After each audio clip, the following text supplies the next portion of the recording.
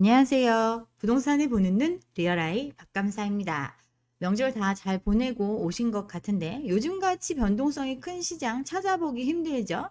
제가 2달 전에 삼성전자를 매입을 했는데 삼성전자 5만 원대에 샀습니다. 근데 지금 9만 원이 넘어가서 불과 몇 달 사이에 76%의 수익률을 달성했다라고 문자가 오는 정도로 극대화된 변동성에서 사람들 부자 될 수 있다라는 희망을 품고 있습니다. 코인 시장 같은 경우는 더 심하죠. 주식 시장보다 훨씬 더 변동성에 출렁이는 시장 보이고 있고 사람들 이제는 자산에 대한 투자라기보다는 거의 투기에 가까운 심리로 도박하듯이 자산 시장에 모두 몰입하고 있습니다. 변동성이 극대화된 시기, 기업의 가치라든가 자산의 실질 내재 가치 이런 것보다는 지금의 변동성을 통해서 일확천금을 얻을 수 있을 거다라는 기대감에 더 크게 움직이는 시장이에요. 변동성의 위기 이야기를 할 때 가장 대표적인 예가 바로 블랙 먼데이입니다. 블랙 먼데이 주기적으로 발생을 하죠. 투자자들의 탐욕이 극에 달했을 때 어김없이 조정이 오는 것, 그게 바로 블랙 먼데이입니다. 리먼 브라더스 사태가 그랬고 대공황이 그랬어요. 블랙 먼데이 하루 만에 주가가 20% 넘게 빠진 사건을 이야기하는데 이런 현상이 전 세계에서 반복되자 이제는 시장의 과도한 쏠림이나 구조적인 문제로 나타나는 시장 급락을 지칭하는 명사가 됐습니다. 어쨌든 시장에 과도한 쏠림이 있을 때 구조적으로 나타나는 필연적인 현상, 이게 바로 블랙 먼데이예요. 리스크는 끊임없이 시스템 안에서 옮겨 다닐 뿐이고 변동성이 심한 시장에서 블랙 먼데이의 발생 가능성은 더 극대화됩니다. 거래가 있는 시장, 제로섬이죠. 누군가는 이득을 보지만 반대로 누군가는 손해를 입는 구조, 이런 구조에서 리스크는 항상 존재합니다. 리스크의 절대량을 줄이거나 없애는 건 불가능하고 결국 그 리스크는 한 방에 터져 나올 수 있고 그걸 얘기하는 게 바로 블랙 먼데이입니다. 20% 넘게 주식시장이 내려앉을 확률, 표준 정규분포 모형으로 봤을 때는 10만 분의 1도 못 미치는 확률인데 이게 주기적으로 발생하고 있는 게 현실입니다. 시장이 붕괴 위험에 직면할 경우에 일단 중앙은행에서 구제에 나설 거라는 잘못된 기대감 때문에 비극은 반복된다라는 얘기도 있습니다. 시장의 조정이 발생했을 때 초기 대응책으로 유동성을 일단 뿌리는 방법으로 타개해 왔기 때문에 결국에는 그 비극이 반복된다라는 뜻이죠. 많은 투자자들, 중앙은행들이 시장을 받쳐줄 거다라는 믿음을 가지고 있고 이런 믿음 하에서 변동성의 파고를 타고 있습니다. 미국의 셧다운이 장기화되는 조짐에도 시장은 더 불장을 보이고 있고 우리나라 환율 1420원을 뚫었는데도 주식시장 또한 3600선을 뚫는 이런 기이한 현상이 벌어지고 있어요. 좋은 일은 없는데 자산시장만 불장을 보이고 있습니다. 나쁜 일이 생기면 정부가 그걸 그대로 손 놓고 보진 않을 거다. 다 망하게 두지 않을 거다라는 낙관적인 기대감, 그리고 빚을 이렇게 많이 내서 이거 감당할 수 없지 않냐 이런 얘기에도 빚 다 탕감해 줄 거다라는 얘기로 빚의 한계 상황에서도 계속 레버리지를 활용해서 이 화랑인 투자시장에 뛰어들고 있습니다. 근데 빚은 항상 한계가 있습니다. 미국 이제 나라빚 이자가 1조 달러를 돌파했습니다. 세금으로 5달러를 거두면 그중에 1달러는 이자 지급에 쓸 정도로 전체의 20% 가까이를 빚 갚는 데 쓰고 있습니다. 그러니 감당이 안 되는 수준이라고 얘기를 하는 거죠. 그렇지만 달러 패권을 가지고 있는 미국 계속해서 부채를 증가시키면서 이걸 통해 경기를 부양하고 있고 그로 인한 자산시장의 호황 이어지고 있습니다. 이런 미국의 국가부채 증가 문제, 미국뿐 아니라 세계 자본시장 전체를 위험에 빠뜨릴 수도 있다라고 걱정하는 목소리 나오는 게 당연하고 그 위기가 현실화될 시점이 머지 않았다라는 얘기 나오고 있어요. 레이 달리오 미국의 부채 위기, 경제적 심장마비를 부를 수도 있다라고 경고했습니다. 부채만 5경 원, 우리나라 정부 예산의 77년치와 맞먹는 수준의 빚을 미국은 지고 있어요. 이런 빚이 결국 미국을 무릎 꿇릴 수 있다라는 경고, 그만큼 심각한 부채 상황을 우려하고 있어요. 빚이 많아지면 상환 부담이 커지죠. 이자를 갚는데 급급해집니다. 경제 성장은 둔화될 수밖에 없고 돈을 구하기 위한 금리는 올라갈 수밖에 없어요. 대응책으로 미국 돈을 더 풀면서 이 상황을 연장해 가고 있는데 계속해서 돈을 찍어내게 되면 화폐 가치가 떨어지게 되겠죠. 화폐가 부를 저장하는 수단으로서의 기능이 훼손될 수 있고 달러에 대한 의심이 싹틀 수 있는 환경이고 실제로 우려가 현실이 되고 있죠. 경기 침체가 발생했을 때 금리를 낮춰서 돈을 풀고 이를 통해 시장을 활성화하고 경제 호황을 이뤄냅니다. 그렇지만 돈이 계속 풀리면 자산시장에 거품이 끼고 인플레가 나타날 수 있죠. 그럼 다시 금리를 올리고 이 과정에서 시장의 쇠퇴, 경기 침체가 이어지는 이런 사이클을 거친다는 것 모두 다 알고 있는 사실입니다. 이 일련의 과정을 계속 거치고 있지만 사람들 침체를 그냥 두지 못하니 이게 회복되기 전에 다시 돈 풀기에 나서는 선택을 합니다. 이렇게 단기 부채 사이클이 계속해서 누적되다가 결국에는 더는 관리할 수 없는 수준까지 악화되는 상황이 됐을 때는 장기 부채 사이클, 빅 사이클에 접어들 수 있다라고 레이 달리오는 이야기하고 있어요. 보통 80년 안팎을 두고 전개가 되는데 결말은 굉장히 파멸적이라고 설명합니다. 계속해서 경기가 좋을 수는 없습니다. 빚을 내서 소득으로 그 빚을 감당할 수 있는 만큼 계속 소득이 늘어나서 받쳐준다면 문제가 없지만 그게 안 되기 때문에 결국 감당할 수 없는 수준이 오면 장기 부채 사이클에 빠질 수 있고 큰 침체를 겪을 수 있는데 미국 같은 경우 현재 95% 정도 수준까지 와 있을 정도로 위험한 지경이라고 분석하고 있죠. 달러 패권만 믿고 이렇게 해서 계속 미국이 국가 부채를 증가시키다가는 세계 자본시장 전체를 위험에 빠뜨릴 수도 있다라고 경고하죠. 달러에 대한 신뢰가 흔들리면 무역이나 자본시장이 위태로워지고 그 안정성에 의존하는 각국 경제 모두 위험에 노출될 수밖에 없다. 그러다 이 거대한 부채 사이클의 끝에서 그 경제의 지배력을 상실할 수도 있고 미국도 그런 과정으로 갈 수 있다라는 경고가 미국에서 나오고 있습니다. 일본 같은 경우도 같은 과정을 겪었죠. 부채와 이자 상환 부담이 감당 가능한 수준을 벗어났고 그로 인해서 실질금리, 통화가치, 국채 가격이 함께 떨어지고 그 나라의 국민의 부가 다른 나라에 비해서 확 쪼그라드는 걸 겪은 거 일본의 사례입니다. 일본 은행이 돈을 찍어내는 방식으로 문제를 해결하려고 했지만 그 한계점에 도달하고 그 후가로 일본 국민의 평균 소득 1990년도에는 미국인의 90% 수준이었지만 지금은 40% 수준으로 추락했고 그만큼 약세를 보이고 있습니다.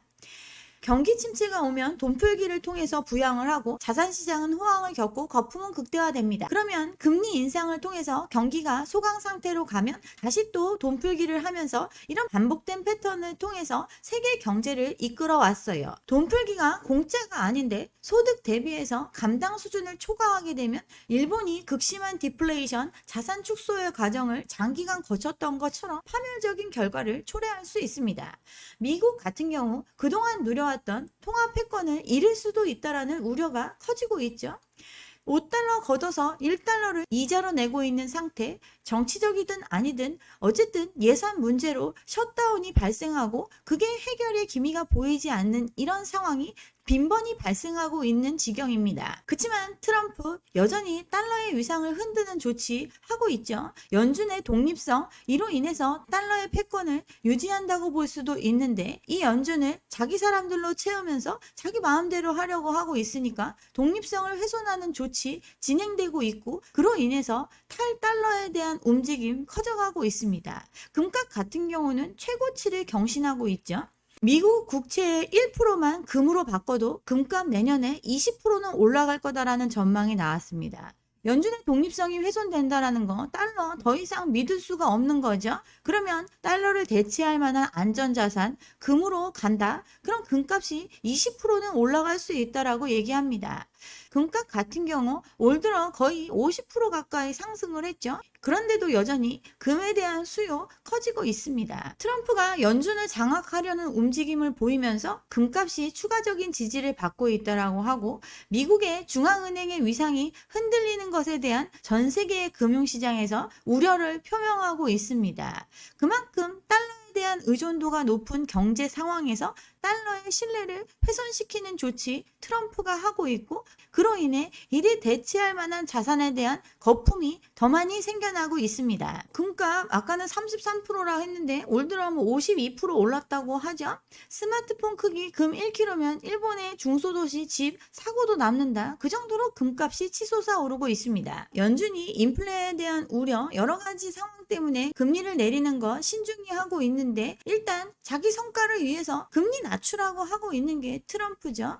기축통화국의 지위를 이용해서 정부 부채가 한계 상황에 처해 있음에도 계속해서 금리 낮춰서 돈을 더 풀기를 요구하고 있는 시장이에요. 그러니 자산의 버블이 극대화되고 있습니다. 미국 같은 경우 국가부채, 전 세계 국가부채의 35%죠. 35조 달러를 가지고 있습니다. 미국 인구가 3억 3천만 명 정도 되니까 인당 1억 5천의 빚을 지고 있어요. 정부가 지고 있는 빚, 국민이 나눠낸다면 1억 5천의 부채를 지고 있는 꼴이고, 그게 위험한 상황이라고 얘기하고 있죠. 우리나라 1200조의 국가부채입니다. 5천만으로 나누면 1억 2천씩 국민 몫의 빚이 있어요. 비기축통화국인데 미국과 맞먹는 수준의 빚을 지고 있는 게 우리의 현실이고, 이 부채의 한계에 도달했을 때 그로 인한 자산의 쪼그라듦을 겪는 것, 일본의 사례에서 유추해 볼 수 있습니다. 우리나라 지금 불장이라고 얘기하지만 정말 심각한 상황 맞습니다. 비기축통화국의 자원무국이죠. 수출에 의존하고 있는데 지금 트럼프의 관세 정책, 이로 인해 굉장히 위기의 상황 겪고 있습니다. 내수는 가계가 부동산에 미쳐가지고 빚 잔뜩 지고 있으니 극심한 내수 침체 해결할 방법이 없어요. 가계부채 2천조에 달하고 전세보증금, 자영업자 대출 1000조, 그만큼 질 나쁜 가계부채 한계에 도달했음에도 계속해서 빚을 늘려가고 있는 게 현실입니다. 기업 부채도 만만치 않죠. 너도 나도 빚내서 사업하고 있고, 돈을 일단 회사채 발행해 가면서 돈을 빌려 쓰고 있습니다. 기업들이 앞으로 갚아야 하는 회사채 잔액 420조를 돌파하면서 역대 최고치를 기록을 했죠. 22년도에 66조 원이었는데 지금 3분기 만에 100조 원을 돌파할 정도로 빚을 내서 상황을 연명하고 있습니다. 기존에 발행했던 거 상환하고도 추가적으로 발행된 게 30조 원 가까이 되고 10년 만에 가장 많은 수치를 보이고 있습니다. 경기의 불확실성 속에서 자금을 선제적으로 확보하려는 수요가 몰리면서 이렇게 너도 나도 빚내서 사업을 벌이고 있습니다. 신규 채권을 발행해서 자금을 조달하는 기업이 늘어나고 있는데, 이들 신규 시설 투자를 위해서 또는 연구 개발을 통해서 사업을 확장하기 위해 이런 게 아니라 현상 유지를 위한 목적으로 자금을 조달하고 있어요. 운영자금 확보 목적이 대부분이죠. 기존의 차입금을 차환하거나 신규 채권을 발행해서 차입 규모를 꾸준히 늘려가고 있습니다. 신규 투자에 사용되면 경제 전반에 긍정적인 영향을 주겠지만, 빌린 돈 갚고 현상 유지하기 위한 목적이면 빚만 늘어나고 있다라는 걸 뜻하는 거죠. 이자 부담이 늘어나면 신규 투자는 고사하고 위기에 대처할 수 있는 능력 또한 현저히 떨어질 수 있는데, 지금 이렇게 기업들도 유지하고 있어요. 빙그레 같은 경우 회사채에 발행했는데 그 400억 원 다 운영자금으로 쓰죠. 원유 매입 대금으로 사용할 예정이라고 하죠. 롯데칠성, 여기 같은 경우는 기존 채무를 상환할 목적으로 채권을 발행했습니다. 이번에 만기 돌아오는 거 갚기 위해서 다시 회사채를 발행했는데 기존 거 이자율 1.55%인데 이번은 2.99%입니다. 더 높은 금리로 다시 돈을 꿔서 과거의 빚을 갚으며 유지하고 있음을 뜻합니다. 가계부채, 정부부채 문제 심각해지고 있는데 기업 부채도 꾸준히 눈덩이처럼 불어나고 있어요. 지금 은행권 대출까지 포함한 기업 부채 2,700조 원을 웃도는 수준이라고 얘기하죠. PRS, 자본보다 부채 성격이 짙은 이 자금까지 고려하면 지금 집계된 부채 규모도 과소 집계된 거다라고 얘기할 정도로 기업 또한 빚을 잔뜩 지고 있습니다. 1원도 못 버는 기업이 무려 50만 개나 되죠. 코로나 때 실적이 급감했던 그 시기보다 더 많은 수가 한 푼도 못 벌면서 기업을 유지하고 있습니다. 법인세 감소가 예정이 되어 있고 세수 확보에도 비상이 걸릴 전망이죠. 정부도 돈 구하기 더 어려워지고 있습니다. 가계부채는 너무 많이 얘기해서 이제 얘기할 것도 없고 기업 부채 문제도 이렇게 심각해지고 있습니다. 정부 부채는 경기 부양, 인구의 구조적인 변화 문제 이런 것들로 인해서 급속도로 증가하고 있어요. 부동산 문제 해결되지 않았고 그 시장의 문제는 여전히 금융권의 뇌관으로 작용하고 있죠. 새마을금고, 제2금융권, PF 부실 문제 해결 안 됐죠. 연체는 늘어나고 그 부실은 계속해서 쌓여가고 있습니다. 이 부실 정리해야 한다고 했지만 연장을 선택했고 그로 인해 이자는 더 많이 쌓여가고 있습니다. 지방의 미분양 해결됐나요? 여전히 증가하고 있고 수도권까지 미분양이 확장되고 있습니다. 벌어서 이자도 갚지 못하는 기업이 절반이고 이자를 싸게 해주는 서민정책대금의 연체율도 35%를 돌파할 지경으로 사람들 빚의 무게에 허덕이고 있습니다. PF대출 연체율 이제 4.5%까지 올라왔죠. 부동산 불장이라지만 건설경기 침체, 분양시장의 부진 여전히 계속되고 있습니다. PF성 대출 구조조정 하고 있지만 못 버티는 곳들은 더 건전성이 떨어지고 있습니다. 지방소재 저축은행 같은 경우 총 여신 대비 PF 대출 보유 비중 20%대에 달하고 연체율도 20%가 넘어가고 있습니다. 5개 중에 1개가 연체를 하고 있는 그 지경이죠. 새마을금고 같은 경우 상반기 연체율 7%가 넘어갑니다. 부동산 관련 대출의 비중이 높은 금융기관들 이들 건전성 떨어져 가고 있습니다. 손실을 흡수하기 위해 충당금 쌓고 리스크 관리해야 되는데 그러면서 새마을금고 같은 경우 상반기 순손실 1조 원이 넘어갔죠. 브릿지론 본 PF 대출까지 엄청 많이 취급을 했고 관리형 토지신탁 대출 이건 부동산 화랑기에 엄청난 수준으로 늘려놨습니다. 19년도에 1,700억도 안 되던 관토대출 22년도에 15조 원이 넘어갔죠. 15조 원 넘게 폭증했고 그거 빌려 쓴 사람들 갚지 못하고 있고 연체는 급등하고 있습니다. 지금 금리가 내리면 이 모든 게 해결될 거다라는 낙관적인 기대로 사람들이 버티고 있지만 각국의 재정 악화 우려, 인플레이션 문제, 통화 정책의 불확실성 등 이런 것들로 인해서 금리 떨어지지 않을 가능성이 높습니다. 해외 금리의 상승, 한국 금융권의 취약 부분에 직접적인 충격이 올 수 있다. 이런 우려들 계속해서 나오고 있고 이 문제는 해결되지 않고 있습니다. 서민대출 연체율 35%라고 했죠. 10명 중에 4명 가까이가 돈을 못 갚고 있습니다. 이런 위기의 상황에서도 우리나라 사람들 부동산 다시 뜨겁다라고 떠들면서 땡볕 내려고 하고 있어요.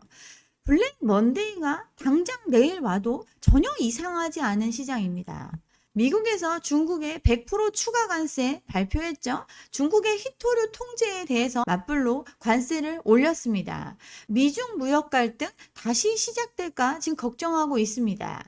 핵심 소프트웨어 수출 통제도 같은 날 개시하겠다. 강대강의 대결 구도로 가고 있어요. 현재 대중국 관세 평균 55% 수준인데 여기 100% 추가되면 이제 미국으로 들어가는 중국산 제품 평균 155%의 관세를 적용받을 전망이죠. 중국에서 0.1%라도 희토류 들어갔으면 수출 통제하겠다. 이렇게 조치한 이후에 이에 대한 대응으로 관세를 부과했어요. 이런 위기의 상황 바로 주가에 반영이 됐죠. 빅테크 시총 1,100조 원이 날아갔습니다. 대중 관세 부과 조치에 뉴욕 증시가 급락을 했습니다. 나스닥 같은 경우는 3.6%나 내렸죠. 하루 만에 주요 빅테크 시가총액 1,100조 원이 사라졌습니다. 엔비디아, 테슬라, 애플, 마이크로소프트, 아마존, 구글, 메타 이런 M7 미국 증시를 주도하고 있었던 이 빅테크 기업의 시가총액이 1,100조가 하룻밤 만에 사라졌어요. 우리나라 환율은 급등했죠. 1,420원을 뚫었다. 그런데도 3,600 주가를 유지한다. 이렇게 얘기했는데 지금 1,430원을 넘어서고 있습니다.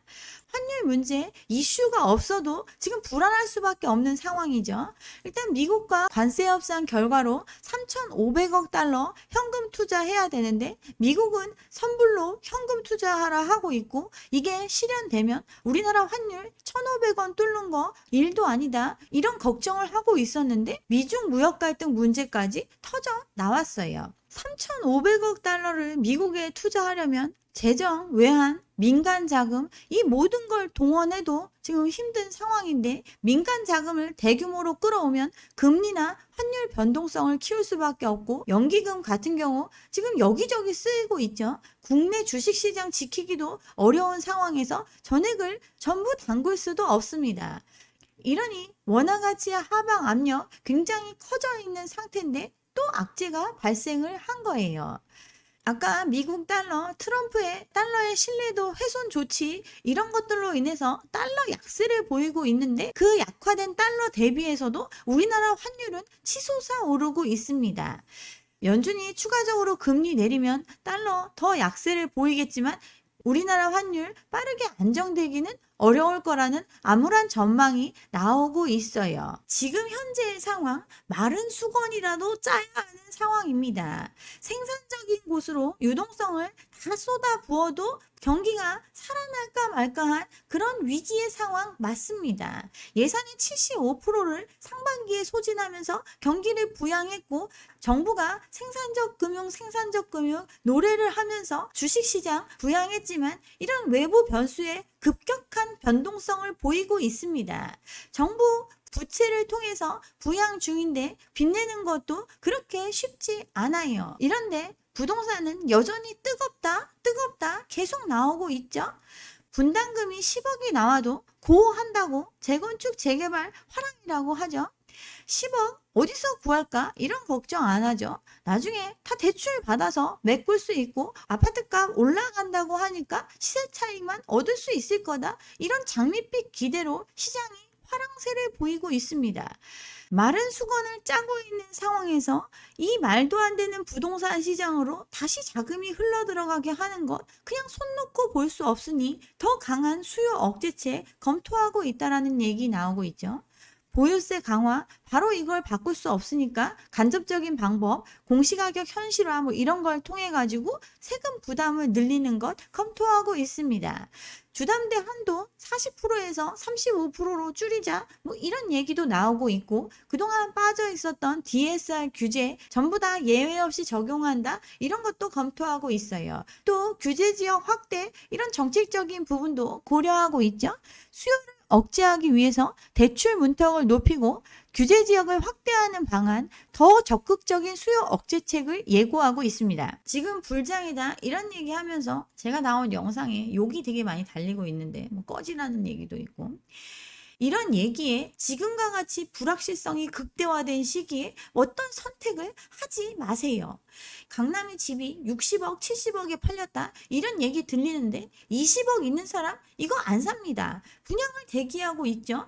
지금 과열이라는 곳들 마포, 성동 규제 전에 사자, 신축 사자, 빚내줄 때 사자, 탕감될 거다. 이 수요뿐이에요. 제발 부안해동 하지 마시기 바랍니다. 지금 이 모든 과열이 하룻밤에 사라져도 전혀 이상하지 않은 시장입니다. 돈 많은 사람 많다. 지금과 같은 과열된 자산 시장에서 돈 많이 번 사람들이 더 비싸게 사줄 거 아니냐? 이런 기대감을 갖고 있는데 그렇지 않습니다. 미국의 한 억만장자가 경고를 했죠. 금 열풍에 대해서 왜 이러지? 믿기 힘들 정도다. 이런 얘기를 했습니다.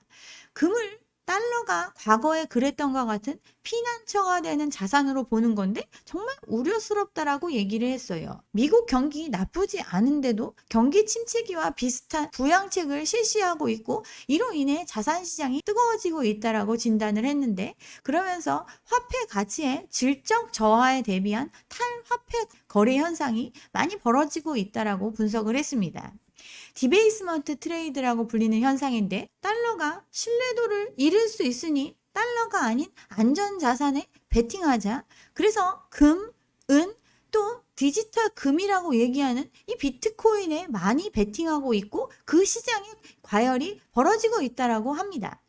통상적으로는 경제의 불확실성이 커질수록 미국의 국채를 사들였죠. 근데 이 국채 대신에 금이나 다른 대안을 찾고 있는 현상이 벌어지고 있고, 그래서 안전자산이 오르는데도 위험자산마저 같이 오르고 있는 이상현상이 벌어지고 있는 시장이라고 진단을 했어요. 지금 자산시장의 버블로 엄청난 부가 생길 것처럼 기대를 하는데, 아까 설명을 드렸죠. 개인이 보유하고 있는 국채의 1%만 금 사는 데 쓰면 금값이 20% 상승을 한다라는 뜻입니다.